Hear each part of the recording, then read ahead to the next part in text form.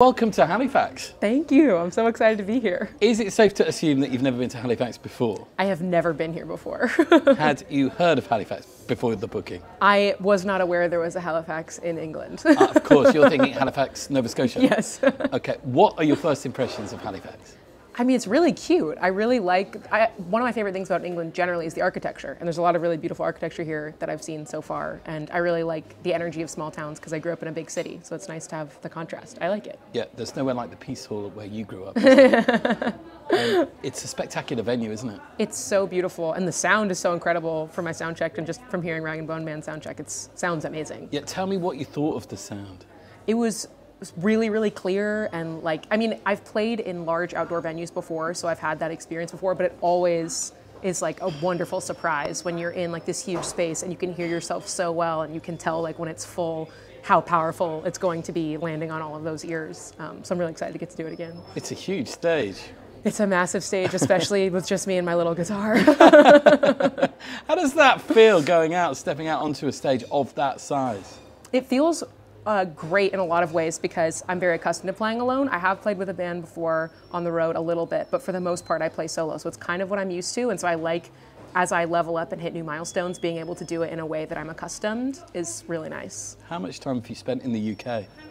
I have spent more time in the UK than probably a lot of Americans have. I've done a lot of really short trips, like with family, but I spent all of January of this year here doing a residency with So Far Sounds, and that was really exciting because I've never gotten to spend that much time in London at once. And so I've been back. This is probably my 6th or 7th time being in the UK in my life. Yeah. So album number 1, Are You Happy Now? So that's been out in the world for a year. I guess you're working on the next one. Yes. Yes. How's it going to be? It's going to be similar to the first one in a lot of ways. Like I am very true to my singer-songwriter roots. It's something that's really important to me, to like have a lot of acoustic, organic instruments and to do a lot of really powerful storytelling. But I'm trying to push myself a little more vocally. I'm working with other producers and writers. I'm trying to push genre boundaries a little bit. So hopefully it'll just feel like a slight expansion on the cinematic universe that I set up in the first one. Oh, I like that, cinematic universe. And in terms of lyric writing, I guess more social commentary and political? There's a little bit of social commentary. I think this one is a little bit more exploring like my relationships a little bit, because the first album I talked a lot about coming of age, and a lot of that album was written between the ages of 19 and 21, and I'm 25 now. So like obviously like a lot has changed and I've grown up a lot, and it's about like the lessons that I've learned and about like the types of people that have come in and out of my life.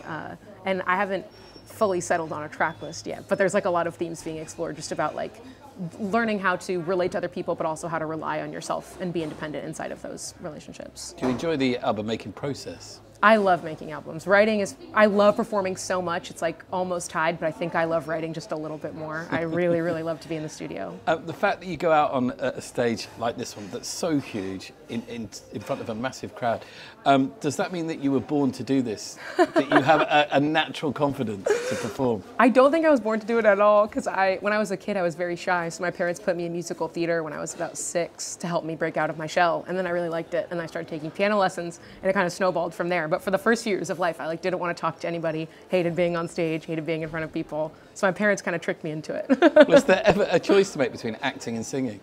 No, I've always loved singing so much. I actually recently have started to like acting a little bit more. I've been going out on auditions, and like it's something that I want to do at some point in the future. I don't know when, but singing's always going to be my number one. What kind of thing would you love to do?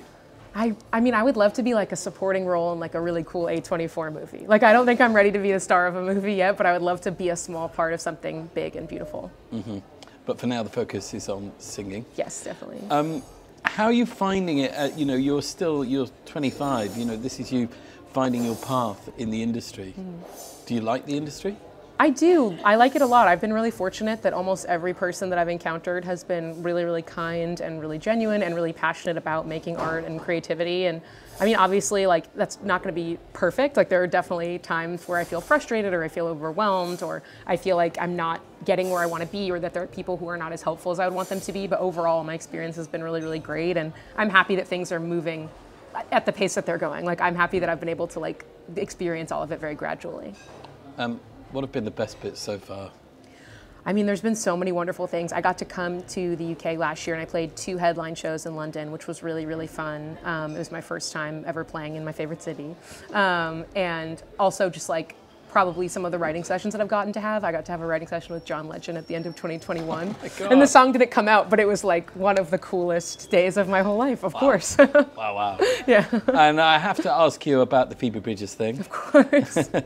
Does everyone ask you about the Phoebe Bridgers thing? And not as much anymore, but I like getting to revisit the memory. All right. As a reminder, you did a tweet, didn't you? And it was kind of poking fun a little bit at Phoebe, but she took it well. Yeah, people were responding to the tweet about me kind of writing like an homage to her writing style and saying that I was roasting her. It was definitely not intended to be a roast. Because you're a big fan, right? I'm a huge fan. I've been a fan of her since like 2017 when I was in college, like right before the first album came out.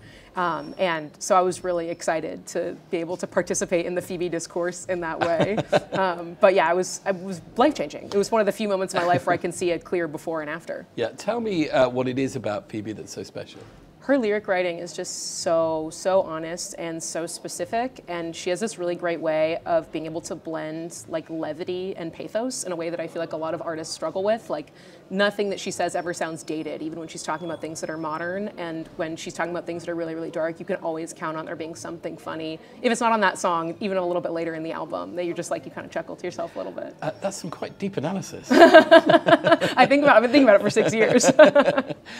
Carole King's another big influence of yours, right? Yes, very much so. Yeah. For a lot of the same reasons, I guess. Yeah, definitely. I mean, my mom played me a lot of great singer-songwriters growing up. Carole King was one of them, and I just remember listening to Tapestry over and over again, learning how to play it on the piano. Yeah. I just think her voice is so special and such a great writer. But how did Carole King, so young, write so many hit singles before Tapestry even came out? I know, it's crazy. Isn't that crazy? I think some people just tap into things super early, but it's wonderful to see someone like that who started out so talented, so young, and then just continued to grow and grow and like never peaked. What is the master plan now for you? There's so many things that I want to do. I mean, I'm really excited to be working on my second album. I recorded some visual content, like a visual live performance project that hopefully will be coming out in the next few months. I wrote a novel. I'm trying to get that published at some point. I'm also a screenwriter, but the Writers Guild is on strike, so that's on hold. Wait, back up. The novel, what's it about? It's mostly about female friendship. I really like the idea of writing like a rom-com, but it was just purely about like 2 women like becoming best friends, but follow a lot of the same beats. And it's about New York. Some of it takes place in London. It's about writing. It's about fame. It's about heartbreak. And I really love Sally Rooney, so she was like a big influence. I would say it's like very adjacent to Conversations with Friends. You beat me to it. I was going to say you were a Sally Rooney fan. Yes, big Sally Rooney fan. Well, that's really exciting. So much going on. I'm trying to pack the schedule. Yeah. And you said that London's your favorite city. I mean, Los Angeles is #1 because it's my hometown, but favorite city outside my hometown, definitely London. Okay, and then Halifax a close third, right? Absolutely. Now that I've been here, I can add it to the list, definitively. Have a great show tonight. Thank you so much for having me. Thank you, Jensen.